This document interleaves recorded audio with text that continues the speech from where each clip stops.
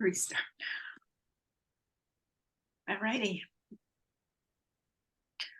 Ihan, is there another spot you or any other questions? I don't really know.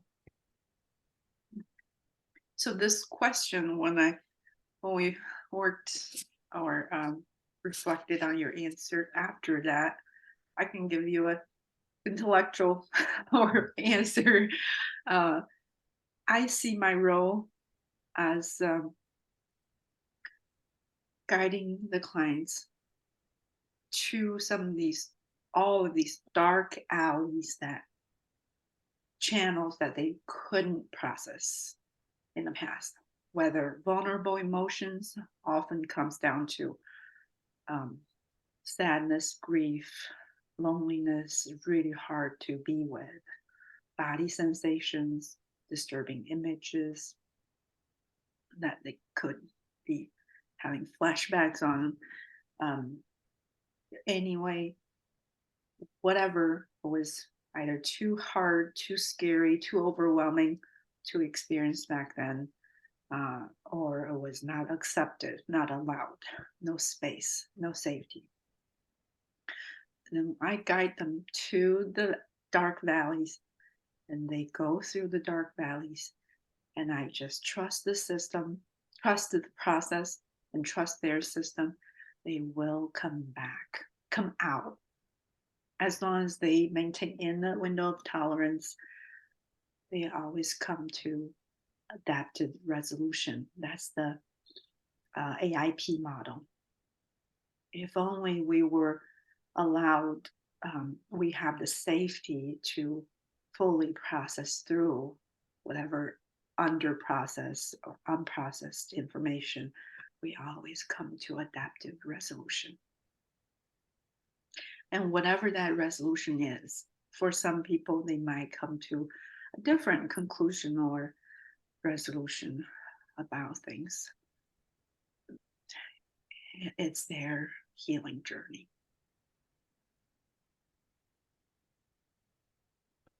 Kind of relate to that actually. I think because I was the client, so my experience actually was a bit different than how you were sort of thinking. When I was saying I don't need them, it was more I don't need my parents. Looking back, I don't need them. Looking back, I feel like I don't need them as much as I thought I would, because I had a friend at the time. So basically my emotional needs were met different in other area in front of other people. It's different than parental attachment stuff, but it's not like I was doesn't have anybody. I think that's what I meant when I was saying I don't need as much. And in a way I was thinking I was kind of working through that issue in my mind, and I feel like I was kind of come to terms with what I needed from my parents back then. Even I think probably even more now, it was more kind of figured out what I still needed from them, what I don't need it from them. Part of the idea is I know what I needed from them, I never get it from them, because kind of the emotional acceptance, I don't think that's ever going to be there. So part of my process is really come to terms with that. It's like I'm not going to expect that from them. I get that from somewhere, and that's fine. So do want to share that with as a part of a context. With that, Jing, I'm noticing myself. Bing, bing, bing. Answer, answer, answer. I'm noticing a strong urge. I'm seeing something. I'm hearing something. Would you like to hear it? Sure, yeah. I wonder if it's your answer you're so good at seeing the positive out of negative. You're See what? seeing the positive, seeing the silver line out of negative. That's a good question. I don't know yet. It could be. But I think the first thing when you talk about answer, the first thing I was come up for me is I feel like I need to defend myself. because I've done a lot, not necessarily with Ethan, but I have done a lot with my parents. I have to justify what I'm thinking. I have to Right, basically, there's a lot of experience. I feel like I was misunderstood right. um, with my family. And so I think that was more what like, the urge to sort of the urge to share come from is more I feel like I need to explain myself, not even defend, explain myself. Uh, Awesome. That's awesome. Yeah. Um, Also in part of the Yiheng as therapist, I noticed initial a few sets there was feeling images, um, and then at some point it started noticing that your transcript shows it really well. I think, and between sets, a lot of talking. yeah, I think what one as I know I think about, I actually thought about after the practice session. What I notice is here's maybe me. I actually don't have a whole lot of emotional reaction to that image anymore. I don't know. It's because it's not my own memory. Because again, it's something I heard from my mom. I don't remember. I didn't remember how it was. I haven't honestly. I don't have much memory before age of 5, which is something interesting. But whatever. But I just don't remember much from before age of 5. And do I my sort of my interpretation is a combination of it's not all my own memory, it's something I heard of, and also I think another part honestly it's because um the issue with my parents have to I've worked on this for years and I think I'm at a place that it's still bothering me here and there, but it's not something it's not something make me cry anymore because I feel like I've cried enough before. I have to come to a place like it doesn't bother me to the point. It does cause enough distress for me to the point, and I have pretty strong emotional reaction to it. Um, and I think that's probably a combination of both. I mean, not saying I think this is probably the answer. It does take a lot for me to cry, or to me to get a more to me to kind of feel very sad and start crying. And also even with my own tears, it's more. I noticed I cry more often because I got angry versus when I got upset. That versus getting sad.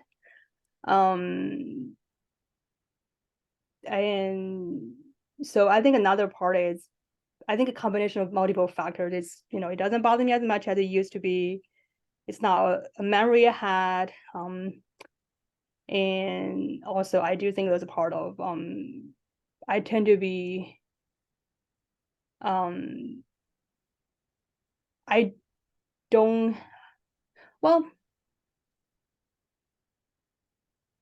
I wouldn't say I'm not emotional because I do have a lot of emotions, but I don't think I don't feel like I have very intense emotions very often, if that makes sense. um yeah. I invite you to notice what's happening. What are you noticing in you in this moment? um my heart beat even faster. Again, I feel like I need to explain myself again. um and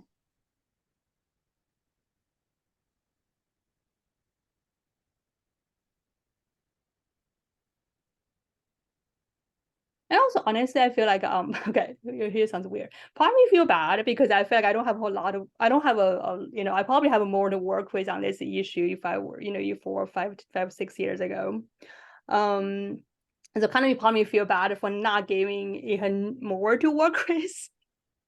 Again, not being a good enough client coming up. But another part of me also just want to sort of appreciate that. Yeah, I actually have come a long way because I before 5, 6 years ago I was crying on the street because I was very upset. I don't care, and then I start crying. But now the same thing happens. If I hear some like comments from my mom, I just whatever. I kind of not necessarily shrug off, but I was like, okay, here's happening again. whatever, go on my day. So kind of in a way, I feel like, um, I mean, depending how do you see it, I don't think I'm repressing that part of needs. It's more like I'm more come to term with that that's gonna be the kind of relationship we're gonna have, and that's fine with me. Really kind of come to term with what the fact that my parents love me, but they don't have the capacity to love me in certain way I want them to do, and that's fine. And there are times I was still get upset when something happened, but the idea that I'm not getting what I needed from them emotionally, it's not something. I think I'm kind of more like more come to term with that fact and more accepting of it. Um, yeah.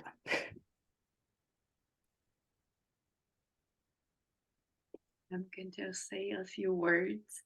I invite you to notice how these words land in you, Mhm. if that's okay. Sure, yeah.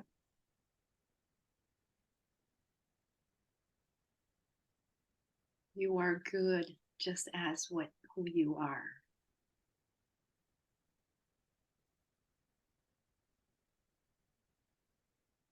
You are good just as who you are right now, right here.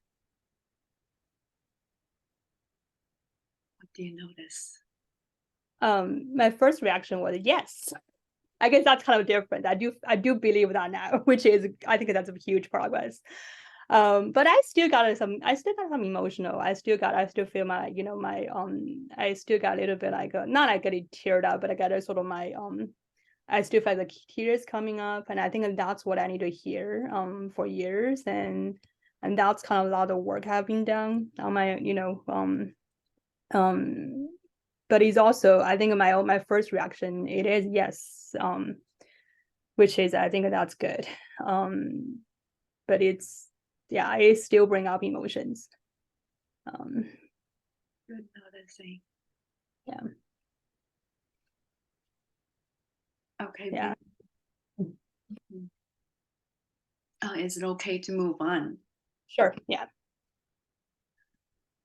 Before Jingqing, you start sharing yours.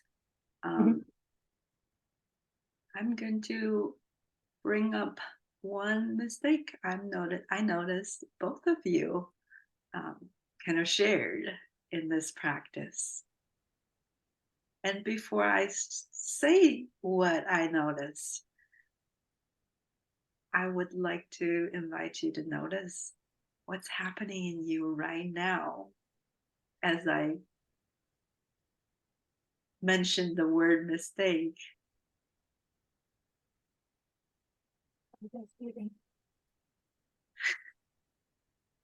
Um, I mean, I definitely part of me kind of, I think that's some anxiety. So I just says, it happens. But also I'm curious, kind of both curiosity and anxiety at the same time.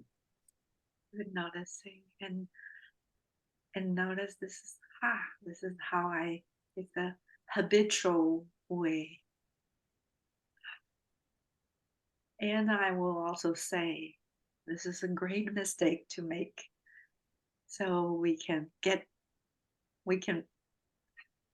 learn from this. Okay. What was the target you were working on? Were you on target? Was your client on target the whole time? Oh yeah. um yes. That's actually something related to something I wanted the clip I want to show a little bit, because I felt I was one I had a similar question. One of my questions is whether it will be okay for the client to drift away from the memory, because I noticed that happened quite a bit. Um well, like I suppose for both setting, but also I was thinking more for the session I am the therapist. the target memory is the memory, and I do notice with my client, also as when I was the client who drove that way. And I don't know, I didn't know whether that's okay or not, and I actually thought about whether I should brought up the original memory during the process or not. I didn't do it because I was trying to kind of sit back and see what happens, but to let the process unfold. But I do have a question about that. Looking back, yes. You- So the answer is not. At least for the session I was the therapist. I know. Yihan, what are you noticing? I do want to ask a question about if, like what you mentioned before, she started to have a lot of thinking, and most of them are not from the original memories. How should I do to bring her back? Yeah. So you have your worksheet. Do you have your worksheet for phase 4? Mhm. There's that ABC part. Mhm. Yeah. Whenever you give the client a couple sets, 2, 3, whenever you feel, okay, we're drifting away too much, you can always go back to the original memory. Okay. Okay. So we do that, we can't drift away because here says until the client stop reporting change. Stop, change, or you feel like you are lost. Okay. Okay. Good to know. Or even when you feel stuck. But Okay. more so when you are feeling like it's like we want to still one target at a time, close it up, then open. So the memory network is all interconnected. If we let this keep going, you can never close up, right? All the I see. memories can be bring up, but we want to have some structure, especially when we have a time limit with each session. It gives the client confidence, give yourself it's it's kinder to the nervous system if you are able to the specific memory is not stopping me from believing the positive belief. So that's when you feel it's off target, give the 2-3 sets. When you feel you don't know what the client is going on, you can always go back to the target, original memory target.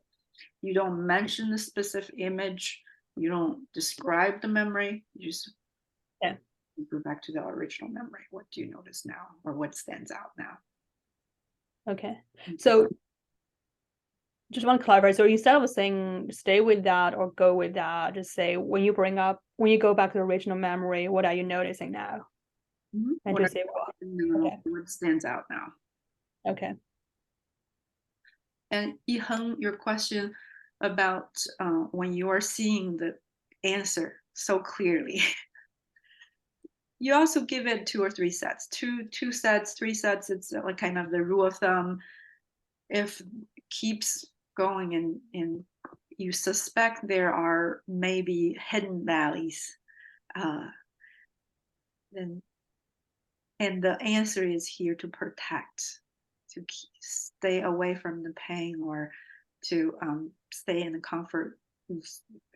So you can always, like we said, the answer is throughout treatment, and just, hey, I'm noticing a lot of thinking. Could this be what you had to do back then?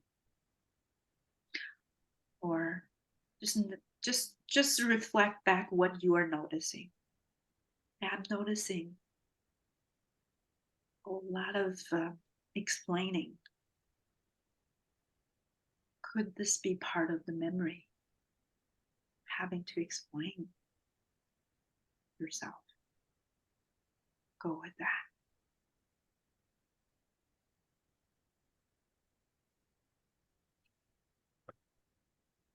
So I have a question related to that. I was wondering, so sometimes I notice my client give me very long response when asking how, what do you notice? Sometimes the response was pretty long. And I do the same thing too, just to say that. And my question is, how what do I do when the client tend to give very long response to the question, what are you noticing? And it seems like it's taking out from kind of again going to the more of the thinking realm rather than feeling or experiencing the moment. How could that, what are you noticing as you are describing it? What do you mean? So something is happening. How could you reflect back to the client what you are noticing? Well, I notice you're giving me very, pretty detailed description of what's going on for you, which is I appreciate. Well, I don't know. Yeah, I noticed you give me pretty detailed description of what's going on for you. What's going on in your mind. And so here's where I stuck. I don't know where to go from here. I can either go, I'm curious what does that come from? I can also go remind the client that just a reminder that you just need to give me very brief snapshot. Maybe not as much details, but again, I think that's what I'm stuck is what direction I go after the reflection. Could you see what that could be part of the memory or part of the answer? That's a good question.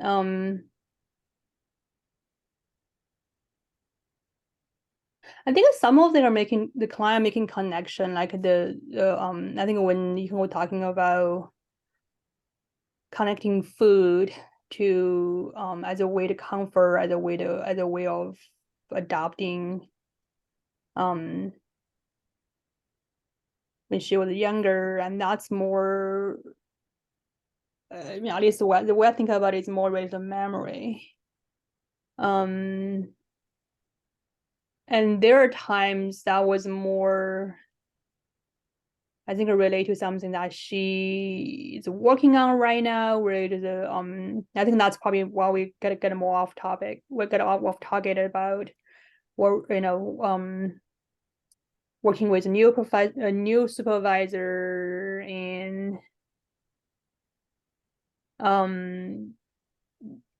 that's more, I don't know if that's the answer, but that's more like that's not, I think that's, well, it's related to the answer in the term of the theme, but it's not related to Just not related to the original memory. just talking, giving Yeah. detail that Yeah. Yeah.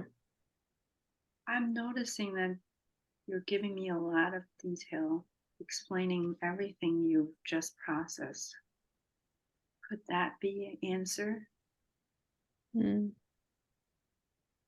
I wonder if there's a need that you feel like you need to explain everything to me. Okay. But when in this healing process, the most effective way is when you are processing. I don't need to know everything. Okay. Then you type Okay. back. You just need to give me a snapshot or whatever you notice right when we pause. Okay. So you name that, invite the client to consider what is the answer or not, but you don't really go work with the answer in the moment either. Did that sound right? Bringing it to the client's awareness, that's one big tool we have. Okay.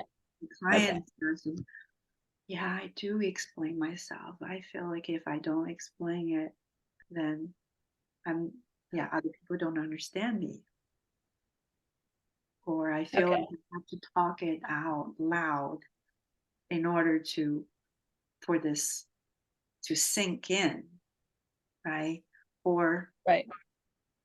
I need to put into words whatever I just processed in the past 30 seconds.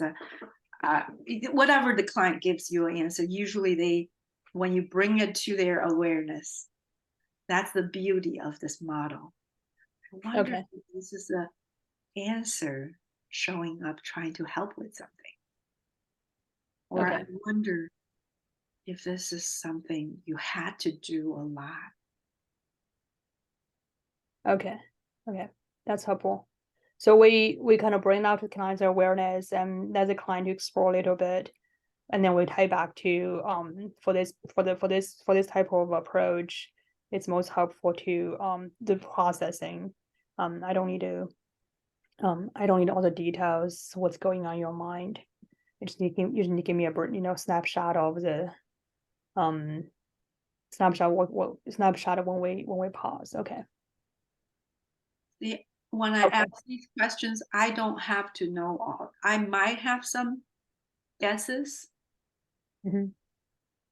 And sometimes if we do have some guesses, I can also say that I wonder if that's what you had to do. Go into thinking mode so you don't have to feel hard, Mm. Mhm. or go inward in or when you are alone for so long. Okay. So I don't have to have an answer. I just bring awareness. And oftentimes the client has some answer. And if Okay. often the answer is something to protect most vulnerable stuff. Oh, you Right. had that's the pain. That's the source of the pain. When the pain is activated, then the answer is showing up to try to protect the pain. Right. Okay. Then that question can easily bring it back. Yeah, yeah, I had to do that a lot. Yeah, of course. Go with that. Okay. Oh, okay. I see. Okay. Okay. Okay. All Well, right. that's helpful. Yeah. And you can always go back to the target. Right. Okay. Okay, that's helpful. So we do want to stay on the target. If the client drift away for 2 or 3 sets, we want to bring them back. Okay, and that's helpful because I think that yeah, I can see the way might definitely. I think we both actually went off target. And that's probably why it feels like it take forever, never ending for the processing. It's like, oh my gosh, we always have something new. Which target are you working on? Are we still on target? Right. Yes, yeah. Okay. I do have one more question. It's not related to the practice session, but it's a client I'm working with. I haven't been able to write the consult sheet because I haven't had time to it, but I have something very specific. That's okay to ask you, Liz. Sure. So the question I have is the client I'm gonna start reprocessing with. She's not really good at visualizing, so all of the container complex, all those kind of guided imagery doesn't work that well for her. She's also a thinker, very good at thinking. That's part of her answer. And have some fear emotions. That's part of the issue she want to work on as well. But when we get into some of the attachment longing, and she actually get emotional. So my sense is that once we really get into reprocessing the memories, emotions will come out. And what but also we're having a session while she's doing her work day, basically. So my question is, with a client like that, any suggestions to close the session so the client can feel if they're activated during the reprocessing process, what I can do, any suggestion to help the client to come to a place that they feel more collected and feel like they're able to go on in the rest of the day, leave the therapy session if the guided imagery are not really working well for them. Like what you, yeah, what you did with Yiheng was great. You used a somatic resource, and whatever is still activated, you worked with that. The manual has a few somatic resources to downregulate, allow also, so either the pendulation, where Okay. pendulation, whereas you don't feel it, go back and forth, use a resource to state, I feel neutral here, to kind of balance out the activated state. If the client can show, you can practice that beforehand, bring up a moderately disturbing thing just recently happened. What are you noticing that's being activated? I'm feeling anger, energy, or getting hot. Okay, can we try this? So you want to practice it beforehand if you can. Okay, that's helpful. Yeah. And these somatic resources, you can use them in the middle of the session processing. If you feel something it's probably related to the memory, but it's taking a while to get through. For example, as Yiheng was feeling a lot of the indigestion in the stomach. Well, I want you guys to try some interwaves next time. Okay. Okay. A simple one, a very powerful one, if the client is feeling some strong body sensations and several sets, it's still there. You can easily say this. If this sensation had words, what would it be saying now? Okay. That's a good one. I like that. Is it okay? So a lot of times or several spots I notice in your practice videos that client would report some sensations, then go into explanation, interpretation, or thinking. To stay with your body, to notice the sensations for the next set. Okay. We bring it up as a question. Okay. That's the non-violence part. Okay. So Carl will be like, yeah. would you be okay? Will be okay for you to stay with that sensation next time? Or would you be okay? Would it be okay for you to stay with that sensation for now? Just noticing what happens. Okay. Okay. All Well, that's right. helpful. Yeah. Good. Next practice. We said that at some point you can try to use Chinese. So would you like to try using Chinese next session?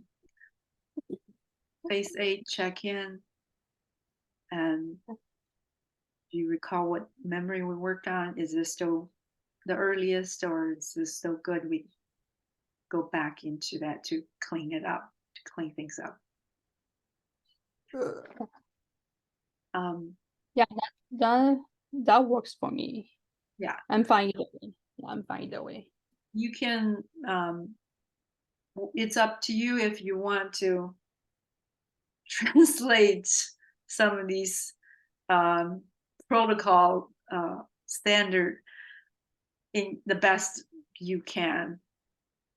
or I still haven't translated already, but I do have Chinese clients. I just 你现在留意到什么？这次留意到什么？ OK，这个 OK，我觉得这个我也 notice 的确是比较难说。OK，感谢你分享你的经验。我觉得好多这个就是这种正念冥想之类的，就是这种那种说法，其实蛮难用中文来表达的。我觉得。你现在注意力在哪里？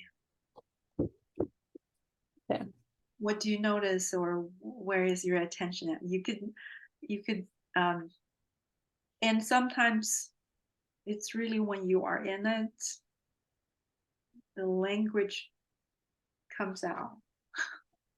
I don't know how, but if I'm really in the moment, in the mindfully in the moment, in the present moment, not get too tangled up in my answer or worry, things just flow out, flow. OK， And feel it Okay. out. Feel free to switch back to English whatever if it feels like I don't know. It's better to express it in English or ask the question in English. Okay. And repeat phase 8. Phase 8 followed by a abbreviated phase 3, 4, 5, 6, 7, or 4, 5, whatever you get to, then close with 7. This time I really encourage you, it's not required, but I encourage you to rewatch, if you can, the previous practice as you do the phase 8 and abbreviated phase 3. Like, look at the client. What is happening in the client as you ask these prompts to prime the pump, get the activation activated? You might feel like I need to write notes, pay attention to what I'm saying. But the most important, this part is really, what are you seeing in the client?